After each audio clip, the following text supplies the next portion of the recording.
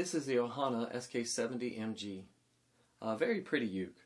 It's got a solid spruce top with this rope purfling.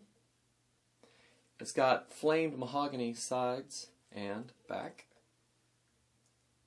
And I like this darker mahogany binding. Really sets off the flamed mahogany well. It's got 15 frets instead of 12, which is really nice.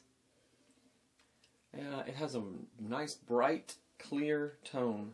It's really one of the louder ukes I've played. Let me give you a sound sample.